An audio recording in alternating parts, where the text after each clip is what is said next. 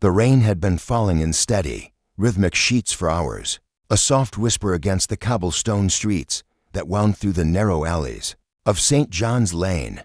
The weather seemed fitting for the strange and unsettling events that had unfolded in the house at number 42, where the quiet had been shattered by an impossible crime. The residents of the row house, mostly young professionals and aging tenants, had been drawn together by the disquieting events that followed Mrs. Wycliffe's disappearance. A dignified woman of 60, she had been a neighbor for over a decade, someone who lived alone and had always been seen coming and going with quiet grace. Yet, 2 nights ago, something had gone terribly wrong.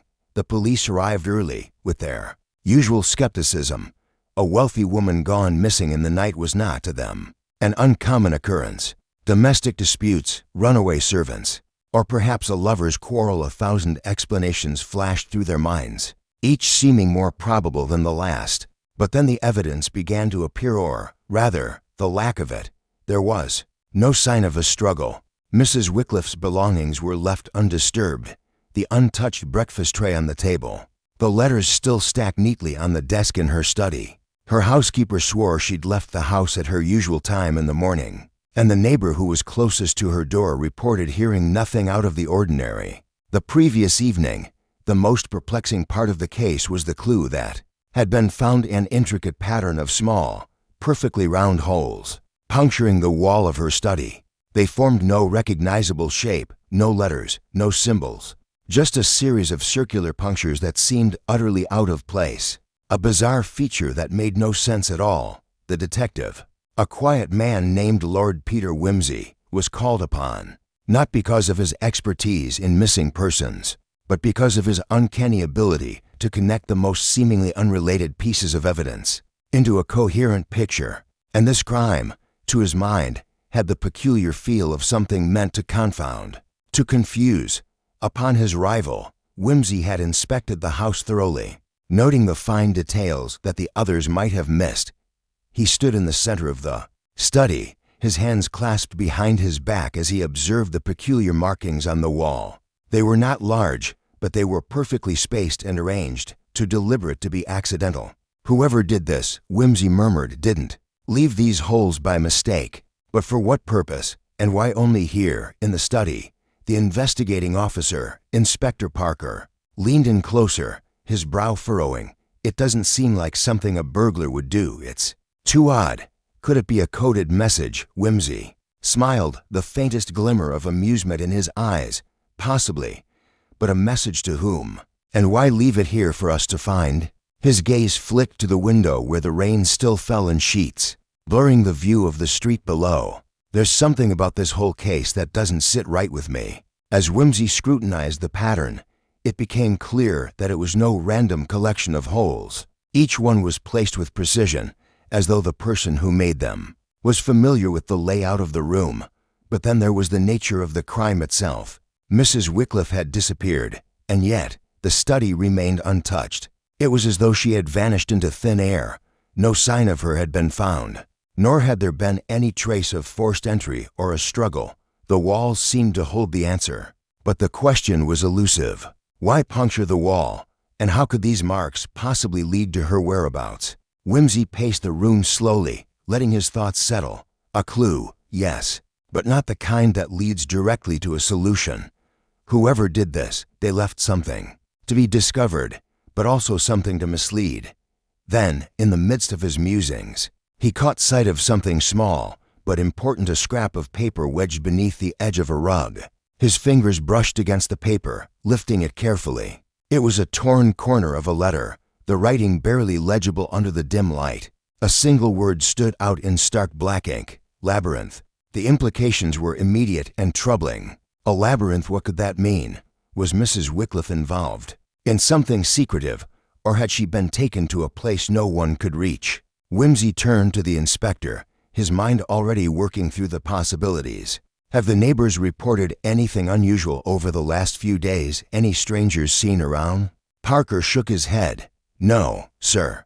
But the house next door, that's where it gets strange. The place has been rented out for months, but no one has ever seen the tenant.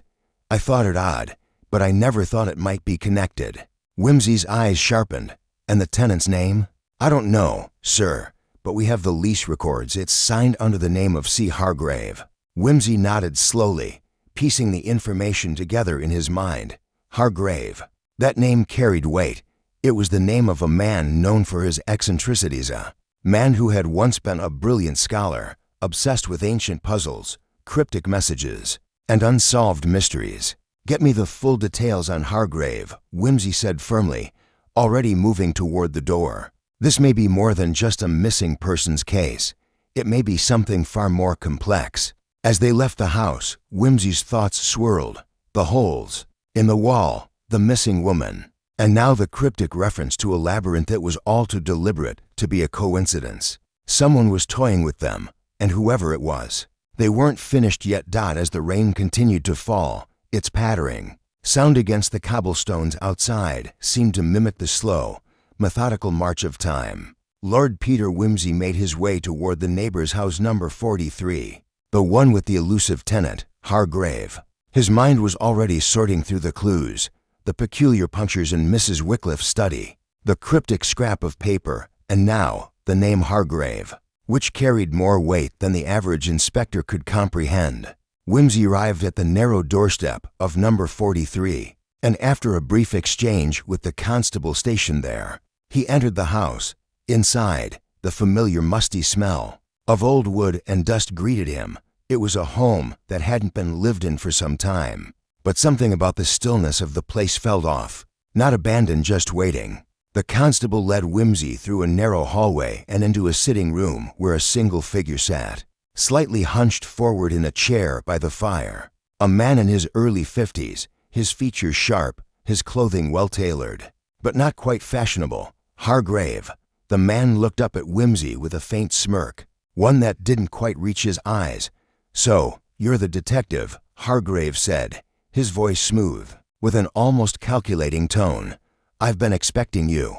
What do you want from me?" Whimsy ignored the question for a moment and took a seat across from Hargrave, his eyes scanning the room with quick, efficient precision. His gaze landed on a small, inconspicuous object on the mantelpiece, an old clock, ticking away in the silence. But it wasn't the clock that caught his attention. It was the way the light caught the brass hand and the faint smudge on the face of the glass. The type of thing that anyone else would dismiss, but Whimsy knew better. "You've lived here for months," Whimsy said, his voice calm, almost casual. "Yet I notice this clock hasn't been cleaned once." Curious for a man who claims to take pride in his surroundings.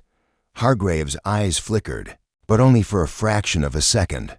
"I've never been one for trinkets or dusting," he replied with a shrug. "Perhaps the clock's just been left to gather dust in the corner. What does it matter?" Whimsy's lips twitched slightly at the response, but he didn't pursue the matter further. Instead, he shifted his attention back to Hargrave, who was now watching him more intently, as though expecting something from him. "You're very calm for a man whose home is under investigation," Whimsy remarked, his eyes narrowing. "Most people would be more agitated, don't you think?" Hargrave's eyes flickered again, though this time it was more subtle. "I have nothing to hide," he said, his tone growing firmer. "Now, if you've finished looking around, I'd like to know what this is all about. My time isn't to be wasted." Whimsy ignored him, instead getting up and walking slowly round the room, his eyes taking in the small details that were often overlooked. The books on the shelves, arranged meticulously by size and color, the half-drunk glass of brandy on the side table, undisturbed for what seemed like hours, the faint scent of something unfamiliar in the air, a chemical tang, like freshly cut metal. "Have you been in the study next door?" Whimsy asked, turning suddenly to face Hargrave, his tone shifting as though the question had just occurred to him. Hargrave froze, his eyes betraying a moment of uncertainty before he regained his composure. "No," he said, his voice clipped. "I don't see any reason to go into Mrs. Wycliffe's study. She preferred her privacy, as I did mine." The detective nodded slowly. "Yes, privacy. It seems to be a common theme with you. You don't strike me as someone who would be interested in the kind of public attention a missing person case would bring." Hargrave, visibly uncomfortable now, stood up abruptly. "This is absurd," he said, his voice rising. "I have nothing to do with any disappearance. If you want to waste your time, do so elsewhere. I have an appointment." He turned quickly, clearly eager to end the conversation, but Wimsey wasn't fooled. He had caught the subtle change in Hargrave's demeanor, the slight tightening of his jaw, the rigidness in his stance. It was a small thing, but it was enough. Something had shifted. Wimsey stepped forward, his voice soft but firm. "Tell me about the labyrinth." Hargrave froze once again, his face draining of color. For a split second, it was as if the world outside had stopped turning. The fire crackled in the hearth, and the only sound was the low hum of the clocks ticking. Then Hargrave smiled, just a thin, tight-lipped smile that never reached his eyes. "I don't know what you're talking about," he said, his voice shaking slightly now. Wimsey raised a hand, interrupting him. "The labyrinth, Mr. Hargrave, the one Mrs. Wycliffe was so fascinated with. She was writing about it, wasn't she? A complex puzzle, a mystery within a mystery. She mentioned it to someone, didn't she? Someone who knew how to decipher it." Hargrave's eyes darted to the window, then to the clock again, then back to Wimsey. He seemed to be weighing something in his mind, considering whether to lie or tell the truth. His lips pressed into a thin line, and when he spoke again, his voice was quieter, more controlled. "I don't know anything about that. I never spoke to Mrs. Wycliffe about such things." Wimsey tilted his head, his gaze unwavering. "No, I think you did, and I think you were the one who introduced her to the idea of the labyrinth. You might have thought it was harmless, a little game, but it's not, is it? It's far from harmless." He paused, letting the words sink in. "Tell me, Mr. Hargrave, what did she uncover? What did you hide?" The silence that followed was thick and heavy, stretching the moments between them. Hargrave seemed to collapse in on himself, his shoulders slumping slightly. But before he could speak, there was a knock on the door, a quick, sharp sound that broke the tension, and for a moment, all attention shifted to the interruption. Hargrave glanced toward the door, with a startled look, as though he'd been caught off guard by something. It was a brief moment of hesitation, but it didn't escape Wimsey's notice. The detective turned slowly, his gaze flicking back to Hargrave, who now looked even more uneasy than before. "Answer it," Wimsey said quietly, "and I suggest you think very carefully about what you say next." Hargrave hesitated for a moment longer, his eyes flickering nervously to the door before he turned back to Wimsey, a forced smile tugging at his lips.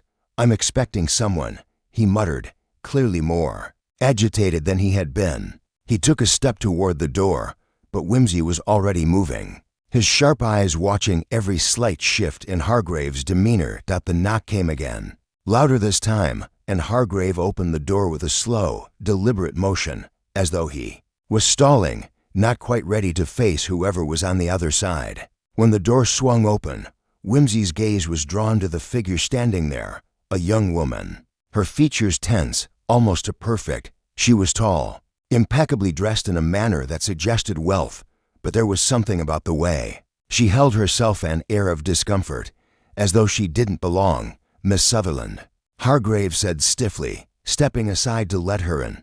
Wimsey took note of the name, Miss Sutherland. Another piece to the puzzle. The woman's eyes flitted nervously round the room, and her gaze caught Wimsey's, lingering for a fraction longer than was natural.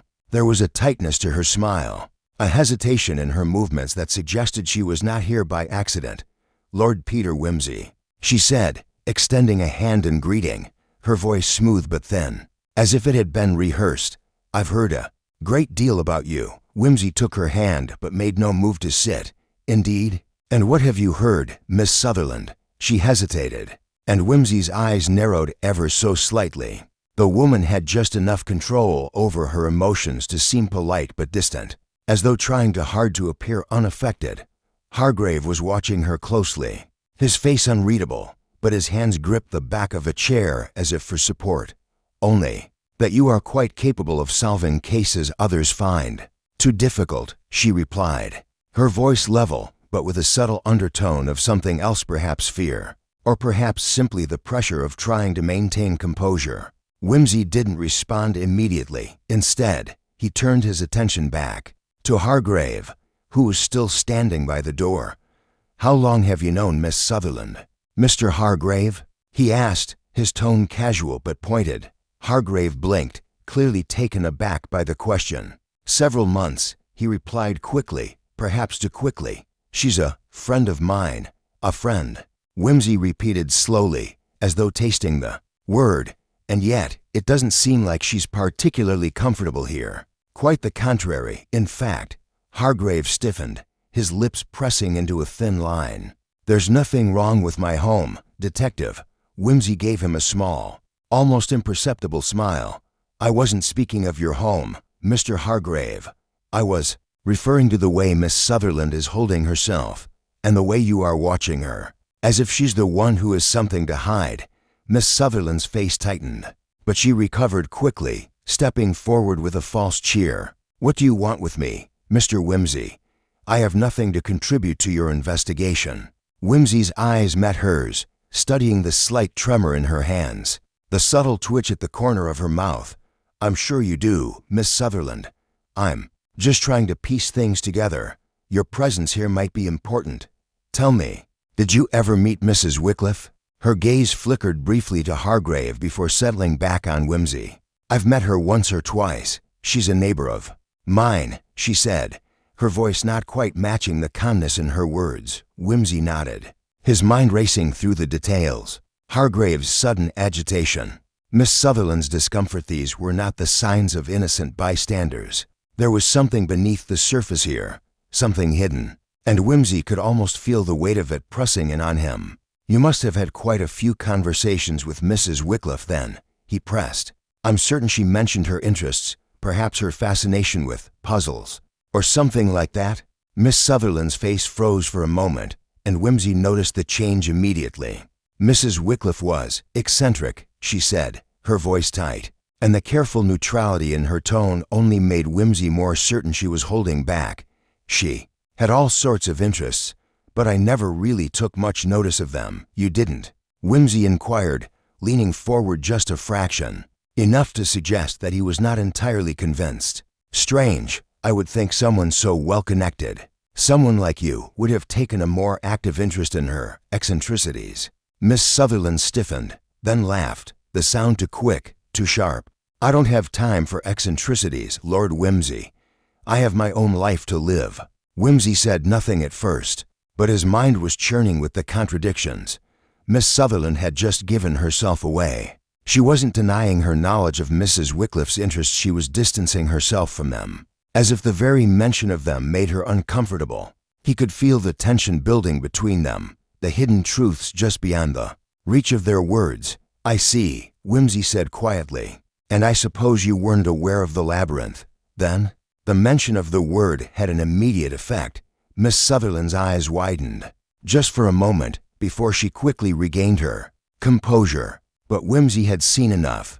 "The labyrinth," she repeated, her voice a little too high. "What does that have to do with anything?" "It has everything to do with Mrs. Wycliffe's disappearance," Whimsy replied smoothly. "You see, I have reason to believe that you and Mr. Hargrave were both involved in something that Mrs. Wycliffe was on the verge of uncovering." Hargrave took a step forward now, his face pale. "You're making wild accusations, Whimsy." "This is preposterous." Whimsy turned to him, his eyes piercing.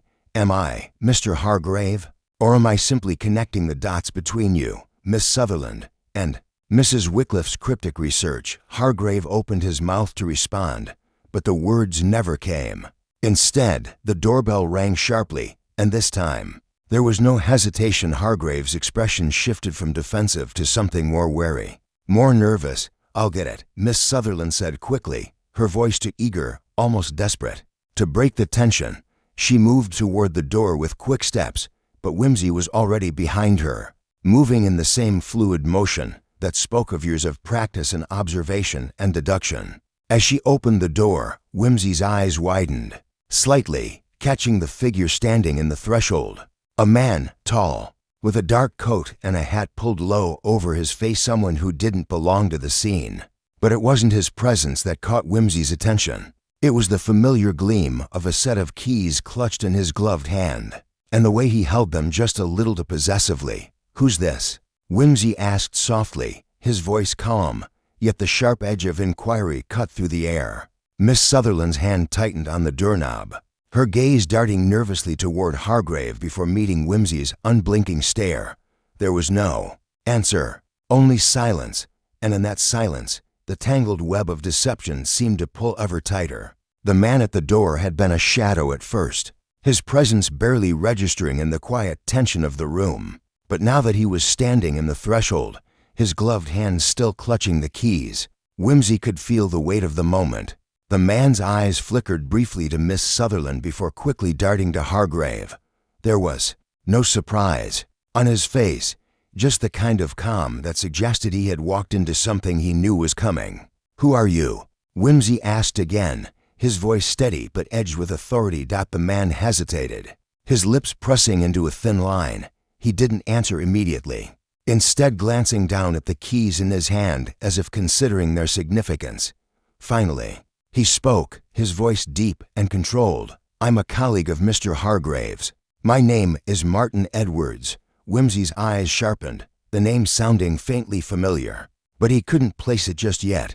Edwards, a colleague of Hargrave's, though the man seemed far too composed for someone who had been pulled into an investigation like this. There was something in his eyes, a flicker of recognition, perhaps even concern, that made Whimsy feel as though he were finally looking at a face that could provide some answers, or at least some more questions. "Colleague," Whimsy repeated, his mind already working through the possibilities. "In what capacity, Mr. Edwards? You don't seem like the type to work in a manner that would require these keys." His gaze flicked down to the keys again, his suspicion mounting.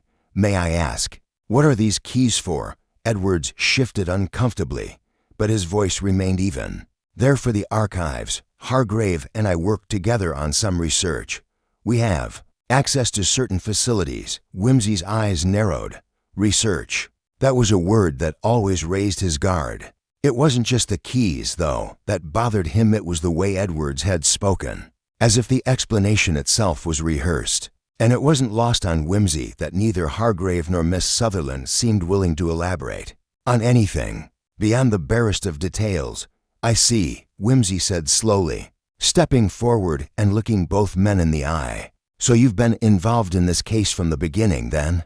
Because it's quite peculiar, you know, how you just happened to arrive now, at the very moment of this investigation." Edward's lips parted, and for a brief moment, Whimsy thought he might trip up and reveal something. But the man was too practiced, too careful. "I have no involvement with the disappearance of Mrs. Wycliffe, Lord Whimsy," Edwards said, his tone resolute, even slightly defensive. "I was simply passing through and thought I should check in." Whimsy allowed a faint smile to tug at his lips, sensing the tension, but unwilling to let it show. "Of course, check-in. How convenient. Miss Sutherland, perhaps you'd care to explain why you're so familiar with Mr. Edwards." Miss Sutherland stiffened, her eyes flicking to Edwards, who seemed to stiffen in return. Neither spoke immediately, and Whimsy allowed the silence to hang in the air like a suffocating fog. He could almost see the wheels turning in their minds, each suspect weighing the consequences of their next words. Finally, Miss Sutherland spoke, her voice colder now, her earlier nervousness replaced by a controlled chill. "Mr. Edwards is an associate. That is all. As I've already said, I have no connection to Mrs. Wycliffe's disappearance."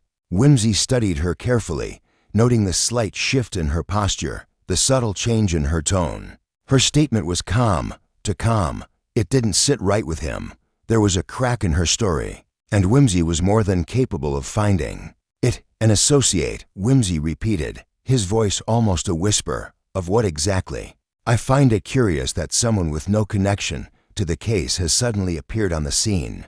At this precise moment, Hargrave let out a quick, sharp breath and moved toward Edwards, as though attempting to shield him from further questioning. "This is ridiculous, Whimsy. These are just misunderstandings. I assure you, my colleague and Miss Sutherland have nothing to do with this case." "Misunderstandings," Whimsy said, his tone flat, a convenient way of brushing aside questions. "But I'm not so easily misled, Mr. Hargrave. You see, every time you deny involvement, Every time Miss Sutherland insists on her innocence, the deeper the web of deception becomes. And webs are rarely as simple as they seem. Edwards glanced nervously at Miss Sutherland before looking back at Whimsy, as though trying to gauge whether it was too late to back out of the conversation. He cleared his throat, then spoke again. But this time his words carried more weight. "I have no idea what you're implying, but I would suggest you stick to the facts. This case is a lot more complicated than you're making it out to be." "Complicated," Whimsy mused, his lips curling into a knowing smile. "Yes, that's one way to put it. There's greed, there's jealousy, and there's revenge. But what none of you seem to realize is that the answer doesn't lie in any one of those things. It lies in the interplay between them." He turned to face each of the suspects in turn. Hargrave, the clever scholar with something to hide; Miss Sutherland, who perhaps knew more than she let on; and now Edwards, whose role in all of this seemed as shadowy as the secrets they were all keeping. Each one had a reason to be involved, but none of them had the whole story. The puzzle, Whimsy continued, isn't just about missing persons or cryptic clues. It's about the web that binds all of you together. Mrs. Wycliffe must have stumbled onto something far more dangerous than any of you anticipated, something worth killing for. And each of you, in your own way, has something to gain or lose from what she found. Hargrave stiffened again, and Miss Sutherland's gaze darkened. But it was Edwards who spoke first, his voice tight with controlled anger. "You don't know what you're talking about, Whimsy. There's nothing to gain here but trouble, and if you think I'm involved in some conspiracy, you're mistaken." Whimsy smiled faintly, unruffled. "It's always the ones who protest the loudest, Mr. Edwards, the ones who try too hard to appear innocent. You see, I've already begun to put the pieces together. You all have motives, some more obvious than others, but the truth is, no one is telling me the whole story." He glanced once more at each of them, the silence hanging thick in the air, the pressure building as the weight of unspoken truths settled over the room. "You're all connected to Mrs. Wycliffe, and I will find out how. I'll find the thread that ties you together, and then the rest of the pieces will fall into place." As the words settled into the room, Whimsy could almost feel the shift, the subtle change in the air, the shifting weight of hidden secrets. The suspects were no longer just suspects. They were players in a game that was slowly coming into focus, a game that had been set into motion long before Mrs. Wycliffe's disappearance. And as the pieces fell into place, Whimsy knew one thing for certain: the labyrinth of lies they had woven was far deeper and more dangerous than any of them realized. The day after the tense encounter with Edwards, Miss Sutherland, and Hargrave, the investigation took a turn, one that seemed, on the surface, to bring the case to a swift and unexpected close. A package arrived at the station, addressed to the police department, marked with a simple note, "For Lord Peter Whimsy." Inside was a small, leather-bound book. It was thin, the pages yellowed with age, but what caught Whimsy's eye immediately was the handwriting, scratched, hurried, but unmistakably Mrs. Wycliffe's. The book contained a series of journal entries, all dated in the last few weeks of her life. The last entry, written just days before her disappearance, was particularly telling. "The labyrinth is almost complete. It is not what I thought it was. The puzzle is far deeper, darker than I ever imagined. Hargrave and Sutherland, they are the key. I've found the connection, but I fear I am too late to stop them." Whimsy's heart quickened as he read the passage, the meaning slowly unfurling before him. Mrs. Wycliffe had been on the verge of unraveling something monumental, something dangerous. She had known who her enemies were, and she had been close to exposing them. The cryptic mention of Hargrave and Sutherland, though not entirely unexpected, seemed to confirm his suspicions. They were part of this elaborate scheme, perhaps even the masterminds. But what had she meant by too late? Had she known they would come after her once she got too close to the truth? The authorities, led by Inspector Parker, were quick to pounce on this breakthrough.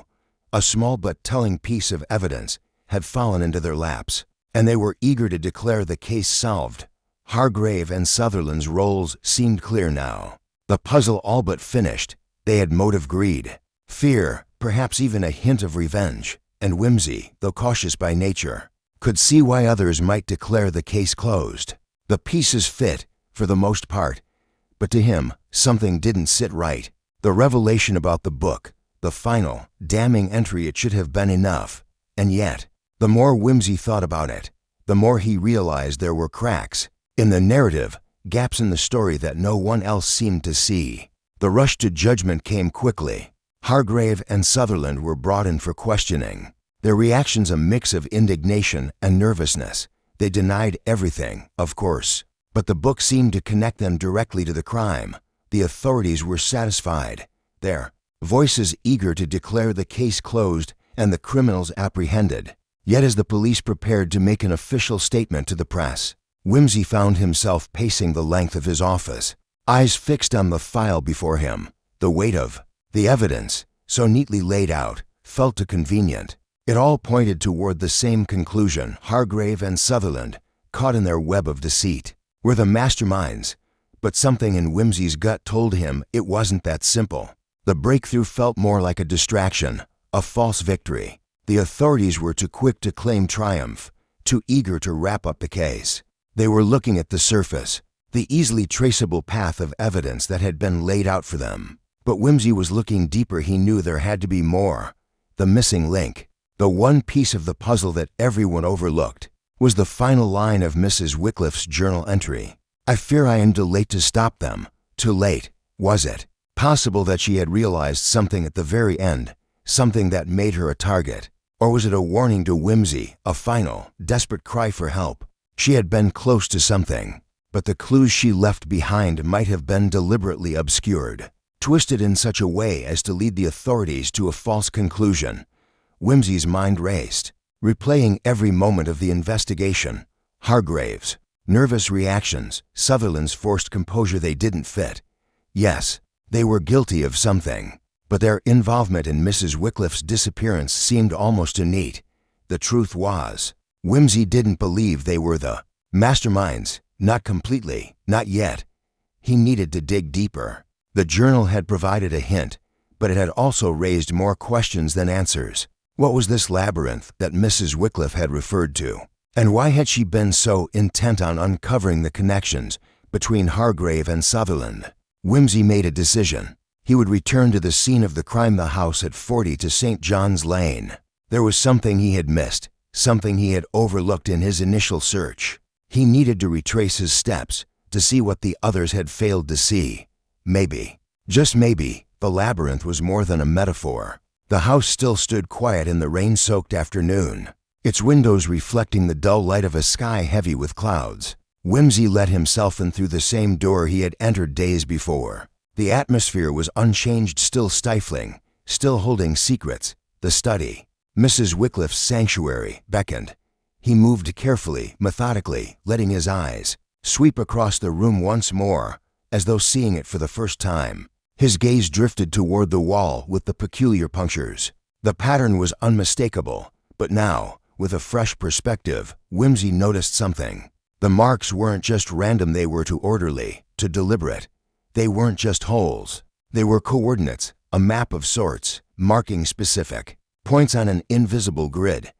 He stepped closer, his fingers lightly brushing against the wall. A sudden thought struck him. The labyrinth wasn't just an abstract concept. It was something physical, something tangible that Mrs. Wycliffe had discovered and had been trying to decipher. Before she was silenced, the detective's pulse quickened as he stepped back, taking in the scene once more. His eyes flicked to the floor, then to the shelves, scanning for any other clue that might have been left behind. And that's when he saw at the edge of a thin, folded sheet of paper poking out from under a loose floorboard. Near the corner of the room, his heart skipped a beat as he knelt down, pulling the paper free. It was a map, crude but detailed, drawn in the same hurried handwriting that filled the journal, and it pointed to something he hadn't yet considered, a hidden compartment beneath the floor, somewhere close to where the punctures in the wall intersected. Whimsy's breath caught in his chest. He had been right. The labyrinth wasn't just in Mrs. Wycliffe's mind. It was a physical reality, an object hidden beneath the very floor of the house. He reached for the floorboard, gently prying it loose, and revealed a hidden compartment. Inside, there was a small wooden box, intricately carved with symbols that Whimsy instantly recognized. symbols that had appeared in Mrs. Wycliffe's research, symbols that were too obscure to have been known to anyone. But someone deeply involved in esoteric knowledge. As he opened the box, the detective's fingers froze. Inside was an assortment of documents, each one more damning than the last. There were ledgers, notes, and contracts, all carefully folded and placed inside. But the most telling was a letter, sealed in an envelope and addressed to Mrs. Wycliffe. Whimsy slowly unfolded the letter, his eyes scanning the words written inside. It was a confession, written in the unmistakable hand of someone close to the investigation, a confession that named the true mastermind behind the plot. It wasn't Hargrave. It wasn't Sutherland.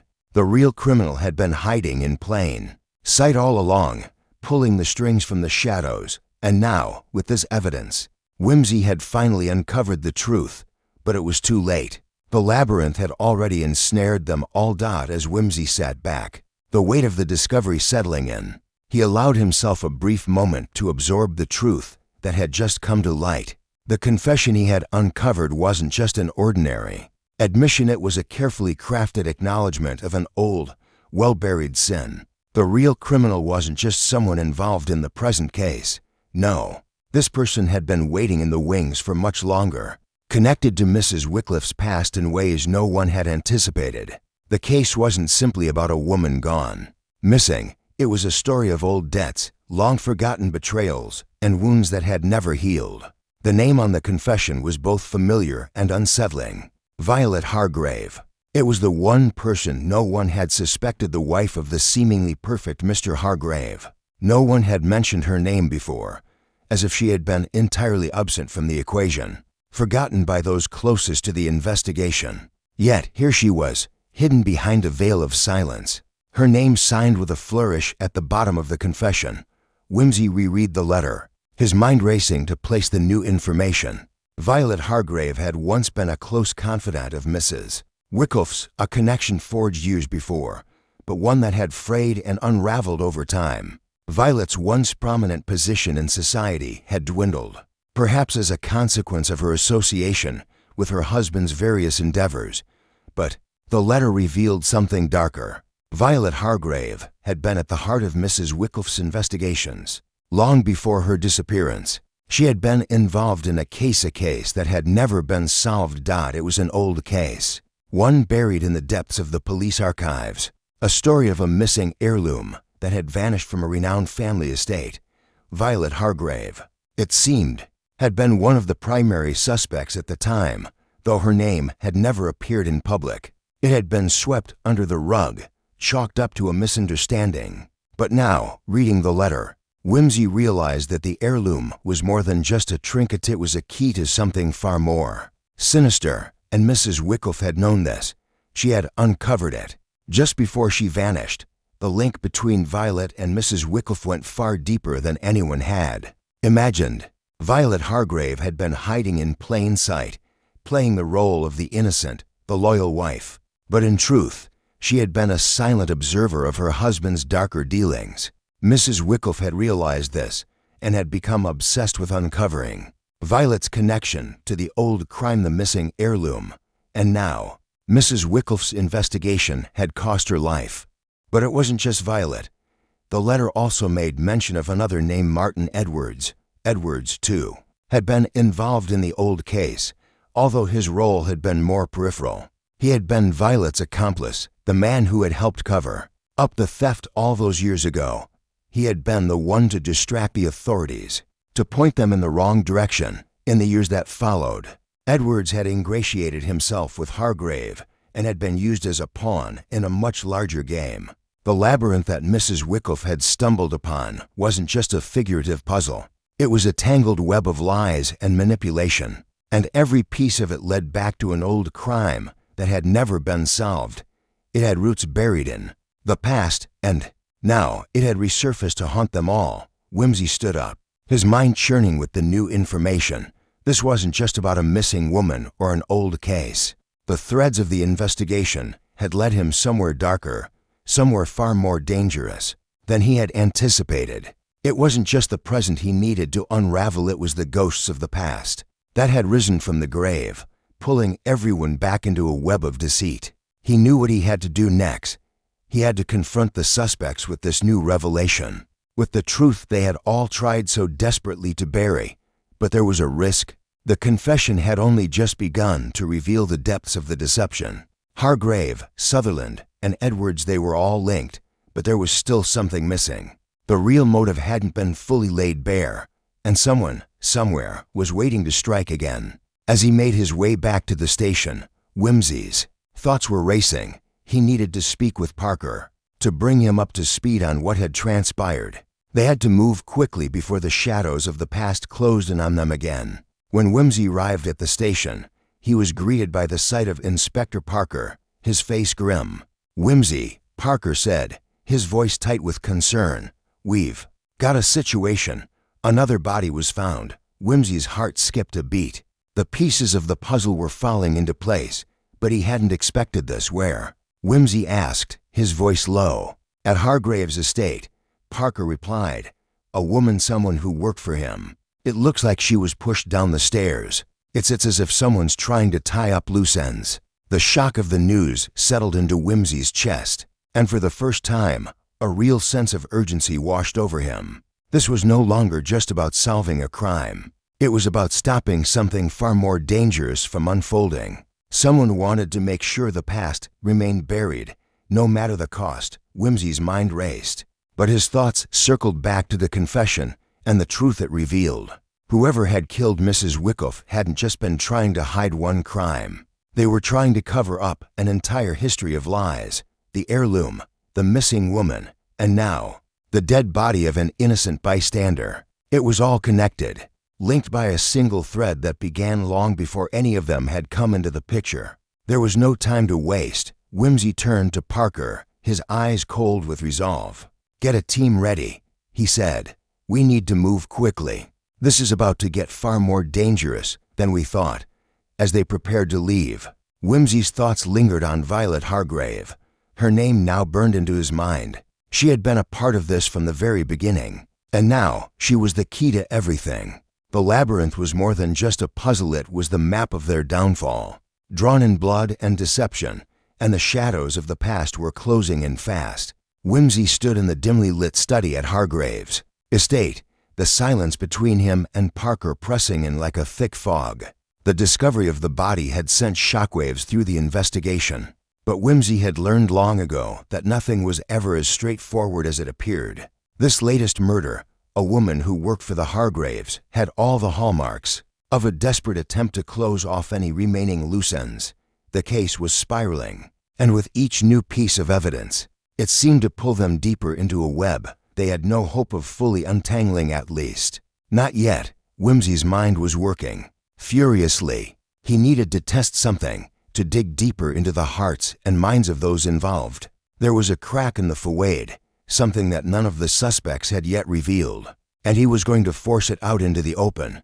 He had one last unconventional tactic up his sleeve, one that might just shatter the calm exterior that all the suspects wore so carefully. "Inspector," Whimsy said, his voice low and deliberate, "I want you to gather the suspects. All of them, Hargrave, Miss Sutherland, Edwards. Bring them here, together, right now." Parker raised an eyebrow. "Are you sure, Whimsy? We know Edwards is involved, and Hargrave and Sutherland." Yes, Whimsy interrupted, his gaze fixed on the darkened window. "But the thing is, Parker, there's no real value in questioning them individually any longer. We've exhausted the usual avenues. What we need now is reaction. We need to see them under pressure, all in the same room, all at once. We need to see who cracks first." Parker hesitated for a moment, but then nodded. "Very well, I'll get them." As Parker left to arrange the gathering, Whimsy stood still, his thoughts focused. He had used this method before: psychological pressure. It wasn't always the most conventional route, but in cases like this, where everyone seemed to be hiding something, it often proved far more effective than mere interrogation. There was something about being in the same room as the others that could make even the most composed person slip, and Whimsy had learned to watch for those small, almost imperceptible cracks in their facades. Within the hour, the suspects were gathered in Hargrave's study. Hargrave, his brow furrowed in frustration, stood near the fireplace. Miss Sutherland, ever the picture of composed elegance, sat on the edge of a chair, her hands folded neatly in her lap. Edwards, as calm as ever, leaned against the wall, his arms crossed. Each one wore the same carefully practiced expression, uncertainty masked by defiance, guilt concealed by conviction. Whimsy entered the room slowly, his presence commanding attention without a word. He surveyed the room, taking note of every subtle movement. He wasn't here to question them. Not yet. He was here to observe, to see how they responded when the heat of the moment pressed in on them. From all sides, Parker tells me that we've reached an interesting juncture, Whimsy began, his voice calm but laced with an undercurrent of tension.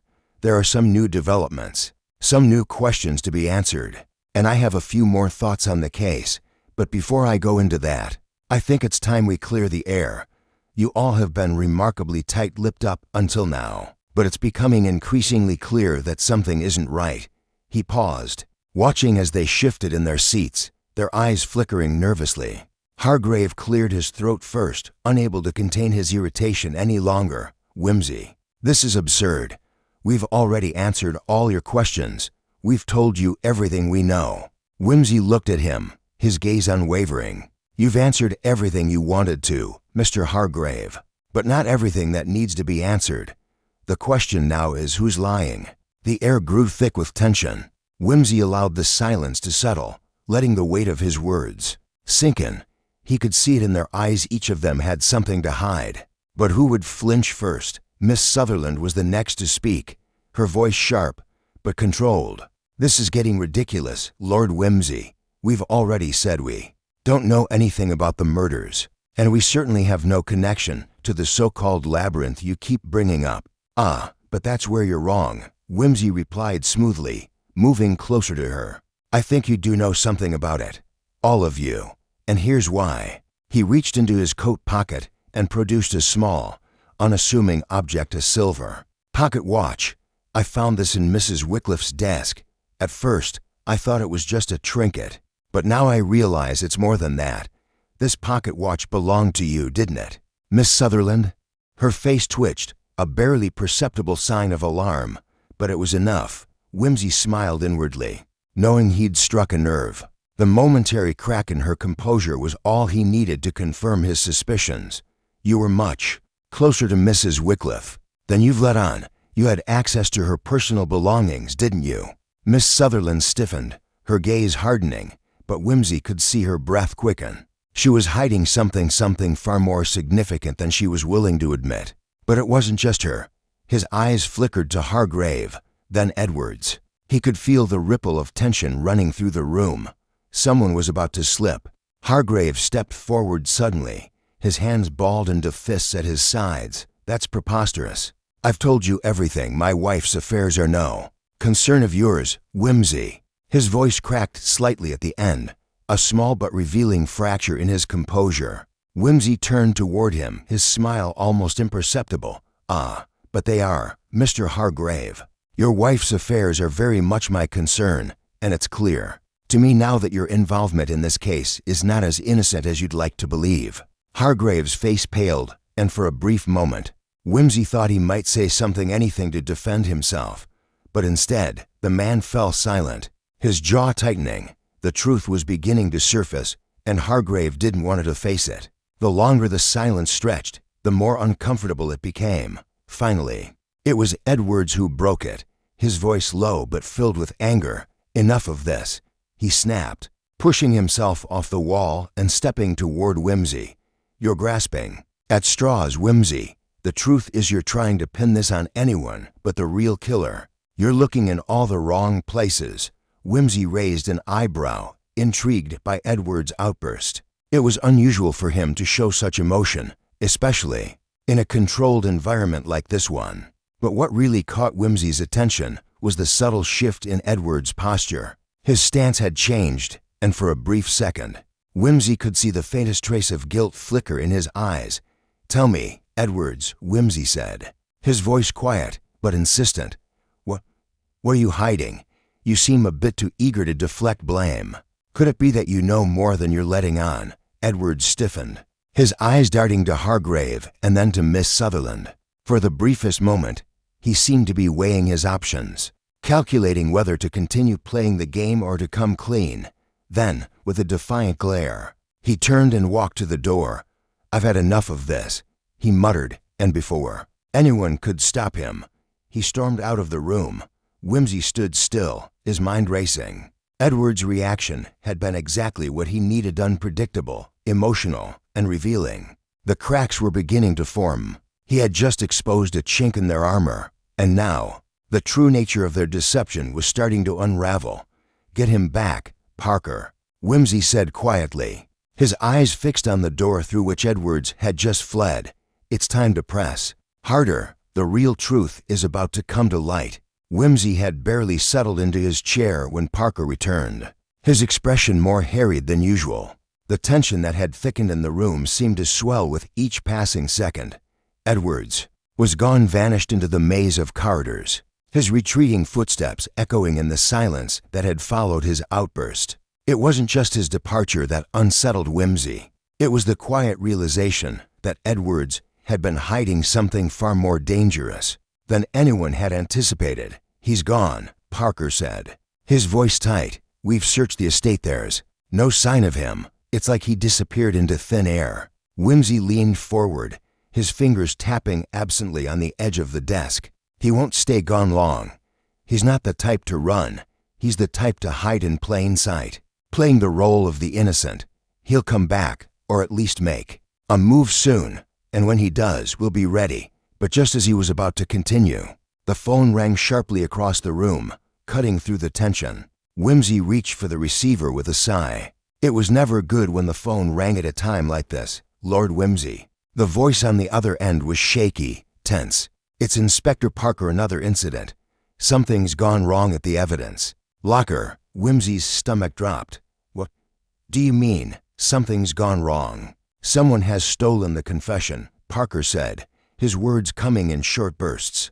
"The letter, Mrs. Wycliffe's confession, the one you found in the compartment. It's gone. Vanished. There's no trace of it." The line between tension and panic had snapped, and Wimsey could hear the unmistakable thrum of alarm in Parker's voice. This was a step too far. The confession had been the cornerstone of the entire investigation, the proof they needed, the key to unraveling everything, and now it was gone. A cold realization swept over Wimsey. This wasn't just an accident. This was deliberate. "How? When?" Wimsey's voice was low but edged with a sharpness that made Parker pause. "It must have happened just after we left. The records." "It's gone, Lord Wimsey. The locker was breached, and there are no signs of forced entry. It's like someone knew exactly where to look and how to cover their tracks." Wimsey's mind raced. Whoever had taken the letter had done it with surgical precision. This wasn't a random act. This was an effort to stop the case from progressing, to erase the most crucial piece of evidence before it could lead to the real criminals. He straightened in his chair, the wheels of his mind clicking into place. "It's Edwards," he said, as much to himself as to Parker. "He's playing us. He's the one who made sure the confession disappeared." "Are you sure?" Parker asked, though his voice held the edge of doubt that always crept in when dealing with the unknown. "Couldn't it have been someone else?" "No," Wimsey replied firmly. "Edwards knew about the confession. He's been playing the role of the dutiful associate, but he's the one trying to bury the truth. He's orchestrating this whole thing, pulling the strings, pulling us off track." There was silence on the other end of the line. Then Parker spoke, his tone urgent. "We need to move quickly. Whoever has it, whether it's Edwards or someone else, will destroy it before we can use it." Wimsey stood up abruptly, his mind now set on action. The stakes had just escalated, and now not only was the case at risk, but someone was actively working against them. He glanced over at the rest of the evidence. The stolen letter was the last tangible thread that connected everything, but they couldn't afford to let this setback destroy their momentum. "We're going to take a different approach," Wimsey said, his voice hard with resolve. "Meet me at Hargrave's estate. We need to get to Edwards before he disappears completely. If he's hiding something, we'll force him to reveal it." Parker's response was swift. "Understood. We'll be there in 10 minutes." Wimsey paced for a moment, the urgency pressing on him with a weight that seemed heavier than before. Edwards wasn't just guilty of covering up a crime, he was trying to rewrite the narrative, erasing the one thing that could bring everything to light. The confession, the key to their entire investigation, was now gone, and someone was doing everything in their power to make sure it stayed that way. But Wimsey's thoughts shifted back to Hargrave, Miss Sutherland, and the others. Whoever had taken the letter was working quickly, but they were making one critical mistake. They underestimated Wimsey's ability to think outside the lines, to see the smallest shift in behavior and tone. He had seen their cracks, and he knew now, more than ever, that they would give themselves away. At the estate, the mood was palpable, thick with the stench of tension. Hargrave, now fully aware that things were closing in on him, was agitated, moving between rooms with his hands clasped behind his back. Miss Sutherland, as composed as ever, gave nothing away, but there was a flicker of something in her eyes, something that spoke of a deeper anxiety. And then there was Edwards, gone, completely disappeared, as though he had vanished into thin air. Wimsey's earlier words about his ability to hide in plain sight now seemed prescient. It was becoming increasingly clear that Edwards was the linchpin in this game, a man trying to cover his tracks and erase every sign of guilt. As Wimsey walked through the halls of the estate, his eyes scanning for any sign of unusual activity, his thoughts kept returning to one singular point: the missing letter, the confession, the one thing that tied everything together. And yet, with it now gone, they were left with nothing but shadows and half-truths. Wimsey found himself in the library, where he and Parker had earlier questioned Hargrave. A collection of books lined the shelves. Some were old, some were new, but they all shared the same purpose: to conceal, to hide in plain sight. He approached the desk, his hand brushing against a stack of papers. Something shifted under the pile, something faintly familiar. He hesitated, his fingers brushing over the surface until he felt a slight indentation. His pulse quickened. With a sharp tug, Wimsey pulled a drawer open. There, beneath a stack of documents, was a smaller, more delicate letter. His heart skipped as he pulled it out. The handwriting was unmistakable. It wasn't the confession, but it was just as damning. The letter, concealed and overlooked by everyone including himself, was from Violet Hargrave, and its contents were a direct threat to the investigation. In it, she confessed to her involvement in the disappearance of Mrs. Wycliffe and outlined the plans she and Edwards had put in motion to cover it up. The letter was brief but unambiguous. Violet had been involved from the very beginning, and now she was preparing to eliminate any last traces of evidence. Wimsey's fingers trembled as he read through the letter, his mind racing to place the significance of the new evidence in the grander scheme. Someone had gone to great lengths to cover their tracks, but the truth was now surfacing. Piece by piece, there was no turning back now. The final revelation was within reach, but it was going to take everything he had to expose the truth before the shadows of deception closed in once again.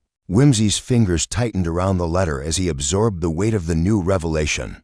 Violet Hargrave's confession was everything he needed, but it was also everything they had been desperately trying to bury. The shadows that had haunted this investigation, the motives, the secrets, the lies were now beginning to crystallize into something undeniable.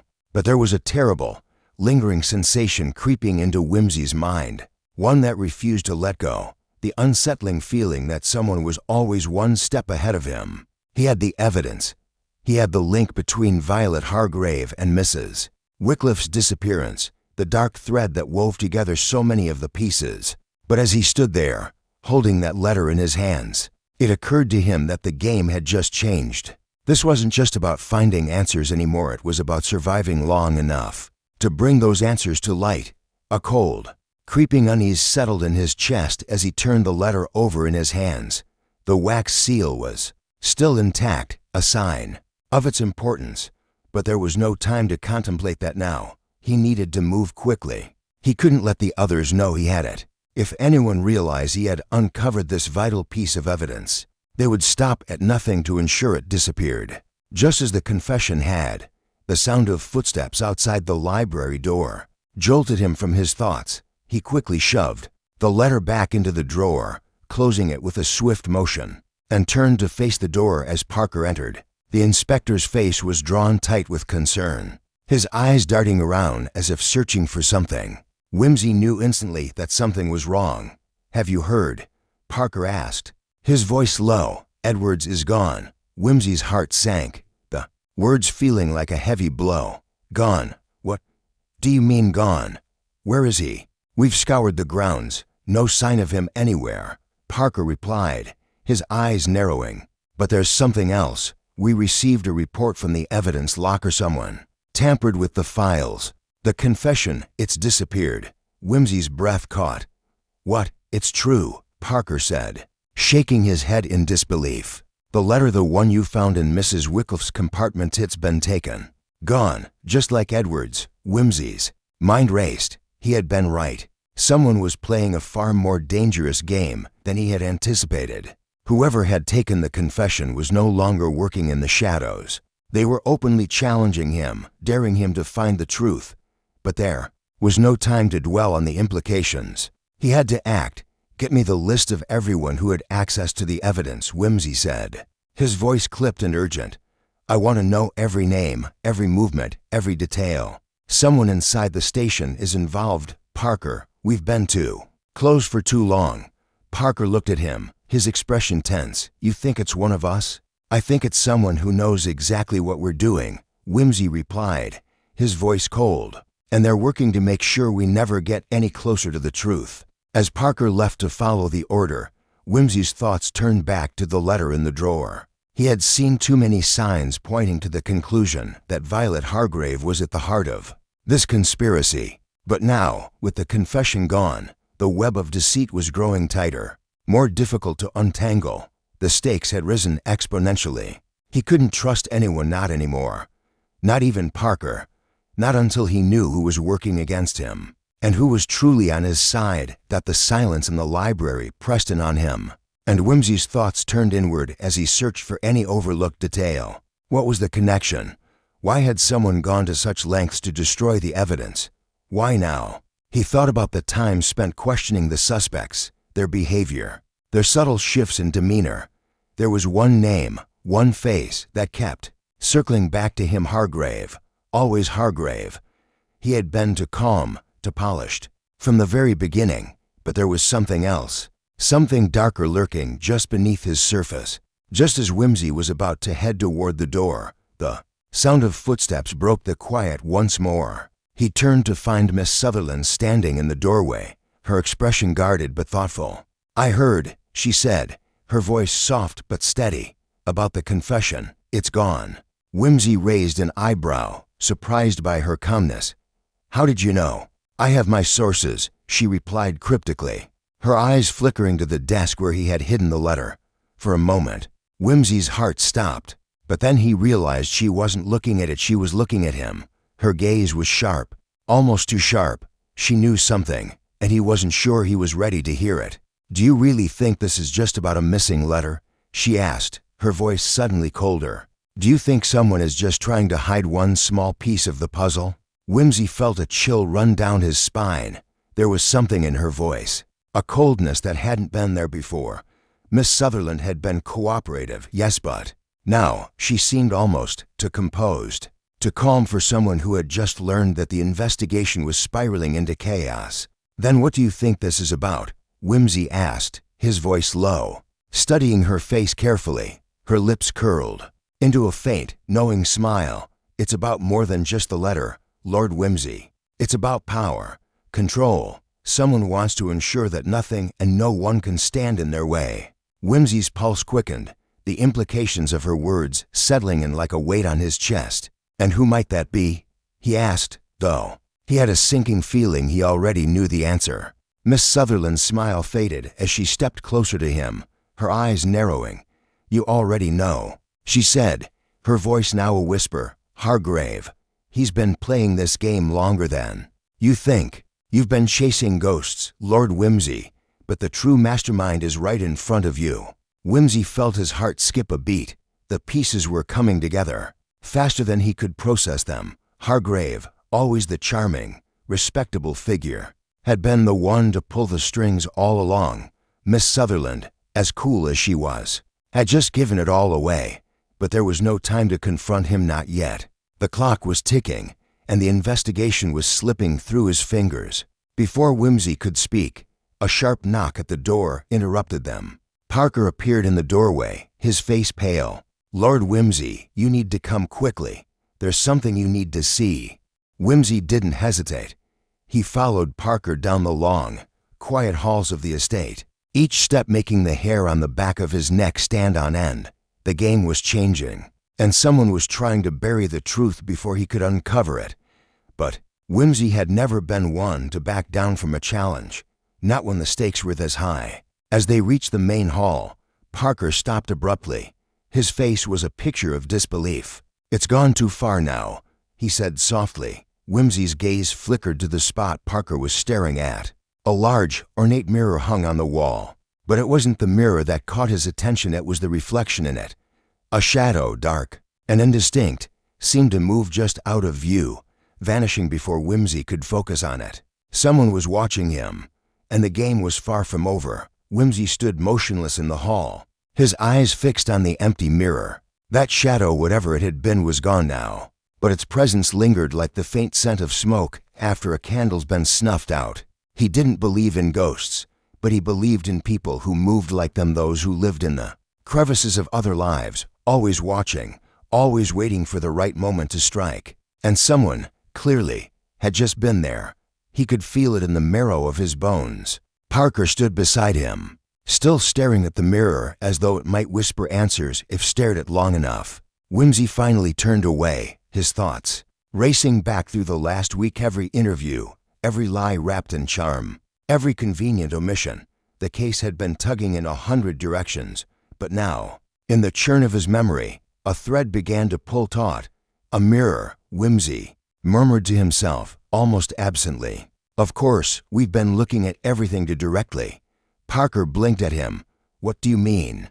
"We've been asking who was where, who said what, who had a motive." Whimsy's eyes scanned the hall, suddenly energized. "But we never asked who was reflected, who was always present, but never the focus." His mind flew back to the interviews: Hargrave, Violet, Sutherland, even Edwards. There was one constant. They all pointed at one another. Deflections, misdirection. It wasn't just the evidence being stolen. It was the whole investigation being subtly guided. And not just by intimidation or manipulation, but by narrative. Whimsy turned sharply. "Do you recall the letter, Violet's letter that I found?" "Yes," Parker said carefully. "Hidden in the drawer, right after the confession vanished." Whimsy nodded. "The content was incriminating, yes, but the tone was panicked.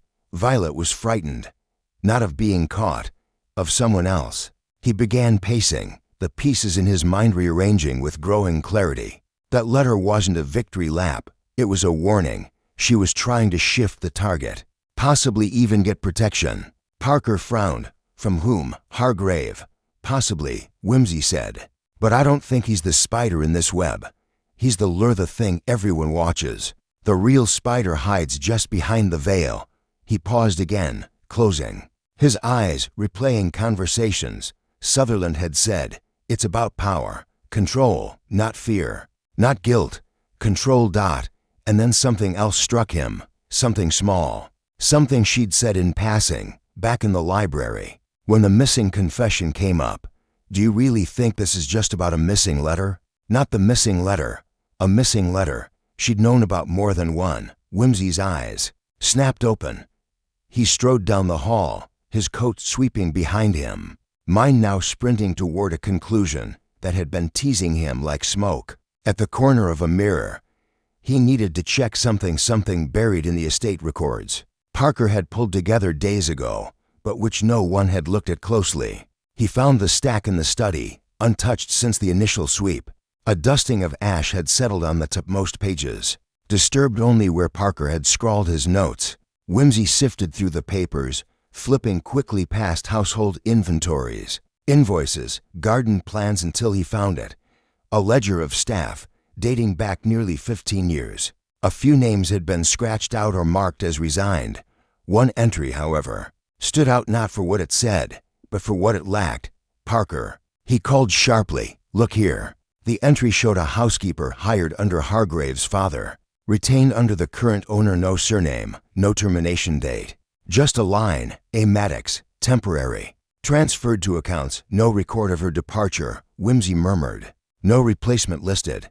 And more curiously, she's never come up. Not once. In a house full of suspects and shifting loyalties, she's invisible. Parker's brows drew together. You think she's still here?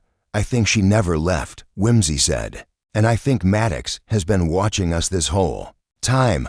But that would mean that everything has been managed from the inside, Whimsy finished. The confession stolen, the timing of Violet's death, the disappearance of Edwards. It's not magic, it's logistics. Someone with access, someone nobody notices. A figure in the background. Parker cursed under his breath, and she could be anywhere in the house. Whimsy's thoughts returned once more to the mirror. Not the shadow, the reflection. Someone had known where he'd be, when the letter would arrive. When to act.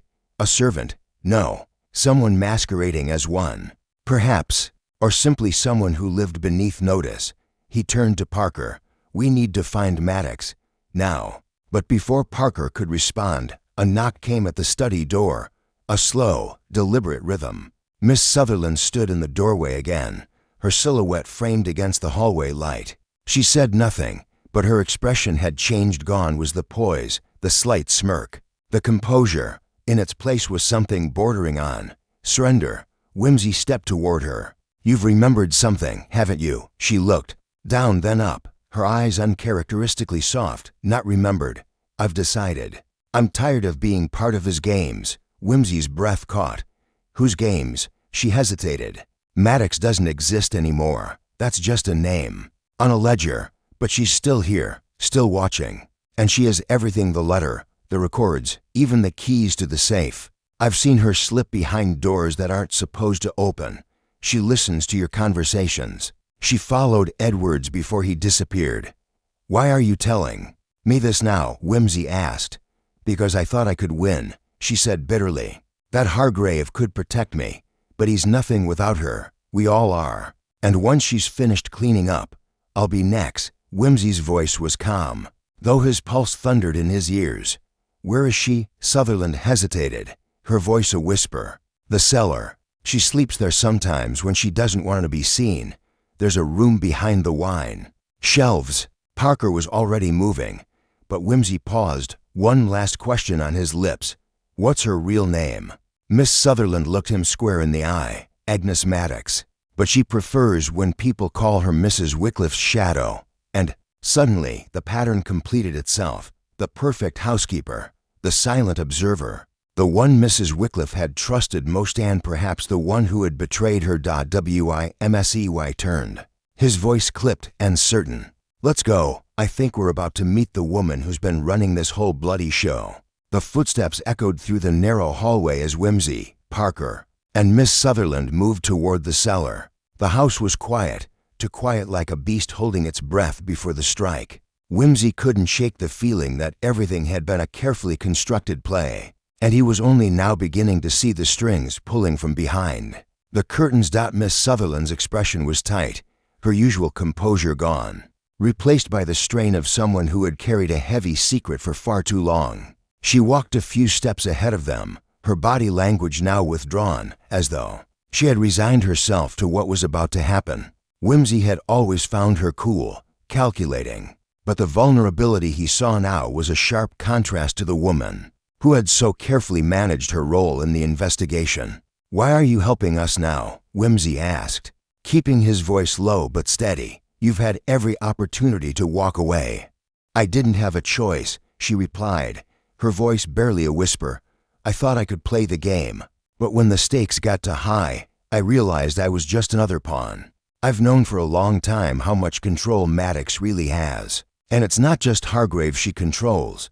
She's been the one running everything from the shadows.